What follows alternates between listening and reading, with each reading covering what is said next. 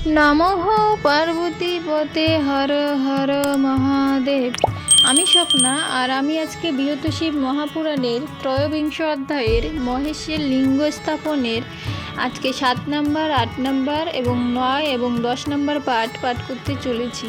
তো তোমরা সকলে চলে এসো বীরতশিব মহাপুরাণের মধুর বাণী শ্রবণ করতে। আজকের শ্লোকটি হলো গৃহে সমাগতম দুরাদুতিথিম য পরা নিষেধ তস্যব সুকৃতম নিত্যাশ্রীয় দুষ্কৃত পুনঃ। শ্লোকটির অনুবাদ আজকে 7 নম্বর পাঠ থেকে পাঠ করতে চলেছি। তো অনুবাদটি হলো, পাতক সমূহ করিবারে নিয়ন্ত্রিত সর্বদাই সৎক্রিয়া হয়েছে কীর্তিত। যাদের কুলুষ দেহ পাপী অতিশয় সহজে লোভিতে সিদ্ধি সমর্থনা হয়, সে কারণে এই জনসমাজে নিশ্চয়ই সৎপথ প্রবর্তক পন্থা স্থির রয়। মানবের মাঝে যেবা উত্তম সুজন, সে জন কখনো নাহি মোহগ্রস্ত হন। কিন্তু তোমাদের আমি করেছি দর্শন, তোমরা আশ্রমবাসী হলেও এখন সদাই রয়েছ কাম ক্রোধে অভিভূত। এখন রয়েছ সবে অজ্ঞানে মোহিত। এখনো হয় নাই বাসনার ক্ষয়, সকলের মনে দেখি ক্রোধ অতিশয়। আত্মজ্ঞানে বিরোধী এ সকল নিশ্চয়, নাহি হবে তপ ক্লেশে সিদ্ধির উদয়। শুনো ঋষিগণ, ক্রোধীজনের কখনো দান তপ অনুষ্ঠান অথবা পূজন কিংবা নিত্য হোম আদি কর্ম এ সকল কোনো দিন কোনোটি না হবে সফল। গোপন স্বভাব যার হয় এই ভবে, তাহাদের সর্বফল সদা ব্যর্থ হবে। তোমরা পরম জ্ঞানী হইয়া যখন বড় নিন্দনীয় কার্য করিলে এখন, তবে অজ্ঞানীরা যদি করয়ে এমন, কিছু আর বলিবার না থাকে কখনো। শিবের সহিত দ্বন্দ্ব করি কোনো জন, কুশুর লোভিল কথা করেছে শ্রবণ। কোনো অতিথি যদি আসে গৃহদ্বারে, তারে গৃহস্বামী অপমান করে। অতিথি তাহার পুণ্য করিয়া গ্রহণ, নিজ পাপ তারে দিয়া করয়ে গমন। শঙ্করকে অপমান করিলে কি হয়, তাহা বর্ণিবারে আমি অক্ষম নিশ্চয়। যতদিন শিবলিঙ্গ স্থির নাহি হয়, ত্রিজগতে কোনো স্থানে শুভ কভু নয়।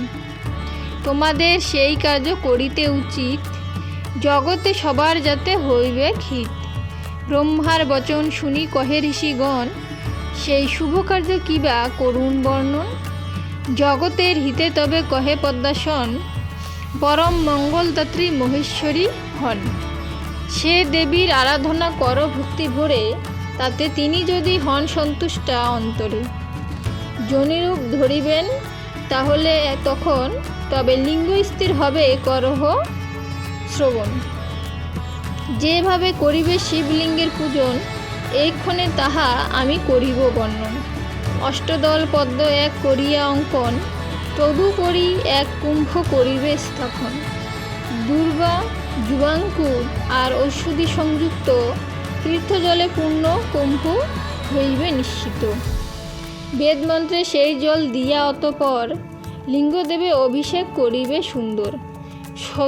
শতরুদ্রী মন্ত্র দ্বারা হইলে পক্ষিত, সর্বজন শান্তিলাভ করিবে নিশ্চিত।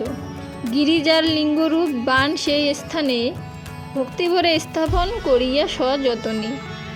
তদুপরি দেবলিঙ্গ স্থাপন করিয়া, বেদমন্ত্র উচ্চারিবে শুদ্ধযুক্ত হইয়া। পুষ্প ধূপ দীপ আরাত্রিক বিধিমত, পূজিয়া পরমেশ্বরে করিবে কৃত। অতঃপর জয়ধ্বনি করিবার বার, ভক্তিতে করিবে মহেশ্বরের নমস্কার। হে শঙ্কর, তুমি কর্তা, তুমি পালক, তুমি জগতের আদি, তুমি সংহারক।